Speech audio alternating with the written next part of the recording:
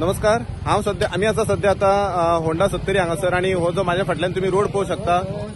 तो रोड जो आसा तो होंडाच्यान वाळपय जो हायवे आसा तो हायवे जो सालेली जंक्शन काडल्या उपरांत जे हांगासर पिसुल्ल्या आयडीसीन वचपाक एक रोड गेला त्या रोडाक हांगासर लागीं एक एक्सिडंट जालो कांय वेळ पयलीं आणि एक 70चो भुरगो नेहल गावडे म्हणून रावपी हेदोड्या हांगासर 22 वर्साचो भुरगो ही जी माझ्या फाटल्यान तुम्ही जी बायक पळोवंक शकता ही पडल्या ती सो ती बायक तो पणजे पासपोर्ट ऑफिसान खंय कामाक आसा अशें म्हणून आमकां सोर्सिसां कडल्यान कळ्ळां.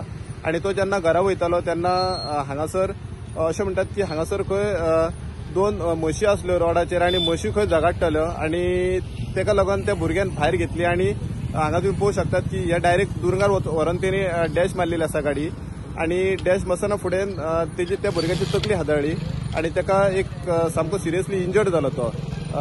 सो हांगासर जे लोक ट्रॅव्हल करतात त्या लोकांनी हांगासर तेका 108 फोन करून हांगच्यान तेका हॉस्पिटलांत शिफ्ट केला. पूण पयल्याच हॉस्पिटलांत जेन्ना तो पावलो तेन्ना तो पावच्या पयलींच डॉक्टरान तेका एक डेथ डिक्लेअर केला.